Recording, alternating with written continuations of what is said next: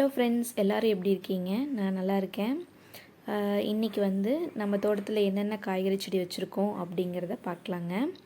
இதுதான் எங்கள் தோட்டத்தோட என்ட்ரன்ஸ்.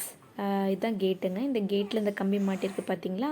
அதில் தான் வந்து எங்கள் அத்தை பால் கறந்து தூக்க கொண்டு வந்து இங்கே மாட்டி விடுவாங்க. பால்காரங்க வந்து எடுத்து ஊற்றிட்டு போய்க்குவாங்க. கேட்டோட 2 சைட்லேயும் வந்து பீர்க்கங்காய் செடி போட்டிருக்கோங்க. ஆடி பட்டத்தில் விதைச்சிதுங்க. இந்த லாஸ்ட் 1 மந்த்தாக நல்லா காப்பு இருக்குது, நிறையா பிஞ்சு இருக்குங்க. செடிக்கெலாம் வந்து பூச்சி மருந்தில் எதுவும் அடிக்கிறது இல்லைங்க, நம்ம வீட்டுக்கு பயன்பாட்டுக்குங்கனால எதுவும் அதெல்லாம் பண்ணுறது இல்லைங்க. இந்த ஃபென்சிங் போட்டிருக்க ஏரியா பார்த்திங்கன்னா எங்களுடைய கட்டுத்தரைங்க. பால் கறக்கிற டைம் அதான் மாடெல்லாம் இங்கே கட்டியிருக்காங்க. இங்கே பார்க்குறீங்களா, இந்த பப்பாளி மரம் பார்த்திங்கன்னா நாங்களாம் வச்சது இல்லைங்க, நம்ம சாப்பிட்டு போடுற விதையில் தானாக முளைச்சதுங்க.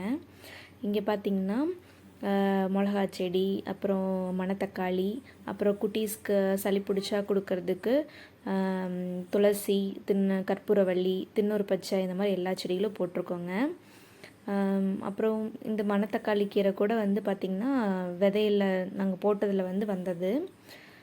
மகிழ மரத்தில் வந்து அப்படியே வந்து வெற்றலை கொடி வந்து படர்ந்துருக்குங்க.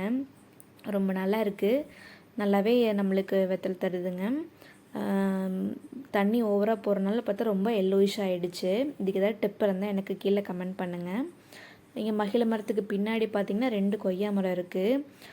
பயங்கர ஸ்வீட்டாக இருக்குங்க அந்த காயெல்லாம், அவ்வளோ டேஸ்ட்டாக இருக்கும். ரொம்ப நாள் ஆகிடுச்சு அந்த மரம் வச்சு, ரொம்ப வருஷம் ஆகிடுச்சுங்க.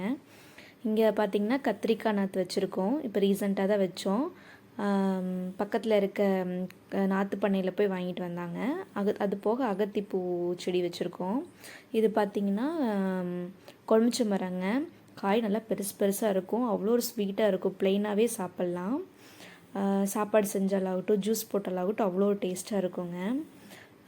இங்கே இருக்கிறது பார்த்திங்கன்னா சீத்தாப்பழ செடி. இந்த 2 மந்த்ஸ் பிஃபோர் பார்த்திங்கன்னா ஒரு 4 காய் தான் இருக்கும், அவ்வளோ ஒரு டேஸ்ட்டாக இருந்ததுங்க. இந்த மாதிரி சீசனல் ஃபுட்ஸை வந்து நீங்கள் மிஸ் பண்ணாதீங்க, கிடைக்கும் போது வாங்கி டேஸ்ட் பண்ணிக்கோங்க. இந்த மாதிரி நேச்சுரலாக கிடச்சுன்னா தயவு செஞ்சு மிஸ் பண்ணிடாதீங்க. இங்கே வாழைக்கன்று கொஞ்சம் வச்சுருக்கோம். நிழலுக்கு பெருசாக வரமாட்டேங்குதுங்க, கொஞ்சம் வெயில் வேணும் செடியெல்லாம் வைக்கிறப்போ. எங்கள் பாப்பா ஸ்கூலுக்கு போயிட்டு வந்துட்டு நான் வீடியோ எடுக்கிறத பார்த்துட்ருக்கா. இந்த மல்லிகைப்பூ செடி வந்து இப்போ தான் கொண்டு வந்து வச்சுதுங்க. இது கருவேப்பில் செடி, ரொம்ப நாளாக வளருவனா போவனா அப்படின்னே வெயிட் பண்ணிகிட்டே இருக்குங்க. இது மனோரஞ்சித பூ, இதுவும் அப்படியே தாங்க, நிழலுக்குள்ளே வச்சா இதுதான் பிரச்சனைங்க. இங்கே பார்த்திங்கன்னா ரோஸ் செடி ஒன்று, அதுக்கு பேக் சைடில் பார்த்திங்கன்னா முல்லைப்பூ செடிங்க. இதுக்கு 2க்கு இடையில வந்து ஜாதி முல்லை செடி இருந்ததுங்க, அவ்வளோ பூ பூத்துச்சு. இப்போ பார்த்திங்கன்னா இந்த பனி சீசனுக்கு எப்படி என்னாச்சுன்னு தெரியல, கருகி போயிடுச்சுங்க.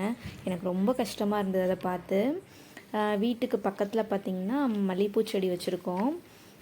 அடுக்கு மல்லிங்க, ஒரு 4 பூ வந்து கோர்த்து வச்சாலே போதும், தலை நிறைய இருக்கும், ஸ்மெல்லும் செமையாக இருக்குங்க.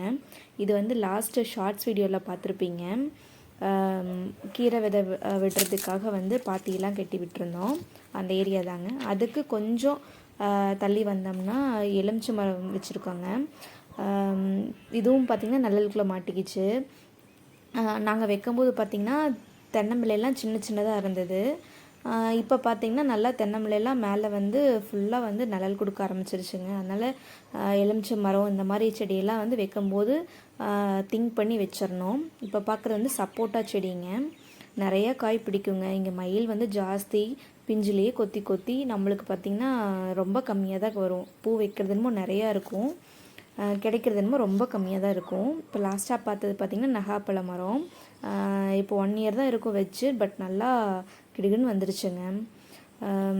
இந்த சப்போட்டா செடியிலேருந்து கொஞ்சம் தள்ளி பார்த்திங்கன்னா நிறைய 2 கொய்யா மரம் இருக்கும், அதுவும் அதே மாதிரி தான், காய் அவ்வளோ ஸ்வீட்டாக இருக்குங்க. இது வீட்டுக்கு பேக் சைடு போகிற வழிங்க. முருங்கை மரம் 2 இருக்குது. இது வந்து குட்டைக்காய் தான், பட் அவ்வளோ டேஸ்ட்டாக இருக்குங்க. முருங்கை மரத்துக்கு ஆப்போசிட்டில் பார்த்திங்கன்னா ஒரு மாமரமும் ஒரு கொழுமிச்ச மரம் இருக்குங்க. மாமரத்தில் பார்த்திங்கன்னா சின்ன காயாக தான் இருக்கும், பட் செம்ம டேஸ்ட்டாக இருக்குங்க. மயில் பாருங்க அழகாக பறந்து போகுது. இங்கே வந்து ஒரு நெல்லி செடி வச்சுருப்போங்க, ரீசெண்டாக தான் வாங்கிட்டு வந்தது, பட் நல்லா தலைய மாட்டேங்குது, என்ன ரீசன்னு தெரியல, ஏதாவது டிப் இருந்தால் சொல்லுங்கள். மகிழ மரச்செடி, அது போக வாகை மரம், இந்த மாதிரி நிறையா வச்சுருக்கோங்க. வாகையில் நல்லா மரமாச்சுன்னா நல்லா நம்மளுக்கு பெனிஃபிட்டுங்க. இப்போ நான் ஜூம் பண்ணி காமிக்கிற பாருங்க, அங்கே வந்து 2 முருங்கை மரம் இருக்குது. காய் நல்லா ரொம்ப நீளமாக இருக்குங்க, டேஸ்ட்டும் செமையாக இருக்கும். பக்கத்தில் இருக்கவங்களாம் கேட்டு வாங்கிட்டு போவாங்க. அங்கே ஃபென்சிங்க்கு அந்த பக்கம் போட்டிருக்கிற அதை பார்த்திங்கன்னா நருத்தாங்கொடின்னு சொல்லுவாங்க, ஆடு மாட்டுக்கெலாம் போடுறதுக்குங்க. இது தட்டு மாட்டுக்குங்க. இப்போ ஆட் பண்ணுற கிளிப்ஸ் பார்த்திங்கன்னா நேற்று ஷார்ட்ஸில் போட்டிருப்பேன், கீரை விதைக்கிறதுக்கு பாத்தி கட்டி விட்டுருக்கோன்னு சொல்லிட்டு. ஹஸ்பண்ட் வந்து இப்போ விதைச்சிட்ருக்காங்க. இது எப்படின்னா, ஒரு பாத்திக்கு இவ்வளோ குவான்டிட்டின்னு சொல்லிட்டு சீடை வந்து மண்ணில் கலந்துருவாங்க. கலந்து அதுக்கப்புறம் விதைப்பாங்க. அந்த சீடு வந்து எல்லா பக்கம் ஸ்ப்ரெட் ஆகிறதுக்கு கை வச்சு இந்த மாதிரி பரப்பி விடுவாங்கங்க. அப்புறம் வந்து தண்ணி விட்டு ஓலை போட்டு ஒரு 2 டேஸ்க்கு மூடி வச்சுருவாங்க, முளைப்பு வர வரைக்கும். முளைப்பு வந்ததுக்கப்புறம் ஓலையை எடுத்துகிட்டு எப்போ போல் தண்ணி கட்டுவாங்க. என் ஹஸ்பண்ட் பாருங்கள், தண்ணி வந்து ஃபோர்ஸாக வருன்னு சொல்லிட்டு என்ன வேலை பண்ணியிருக்காருன்னு. ஓகே ஃப்ரெண்ட்ஸ், உங்களுக்கு இந்த வீடியோ பிடிச்சிருக்குன்னு நினைக்கிறேன். பிடிச்சிருந்தா என் வீடியோவுக்கு மறக்காமல் லைக் பண்ணுங்கள், ஷேர் பண்ணுங்கள், கமெண்ட் பண்ணுங்கள், சப்ஸ்கிரைப் பண்ணிக்கோங்க. பக்கத்துலேயே பெல் ஐக்கான் இருக்கும், அதை ப்ரெஸ் பண்ணிக்கோங்க. இன்னொரு வீடியோவில் சீக்கிரமே சந்திக்கலாம். Tata, bye bye.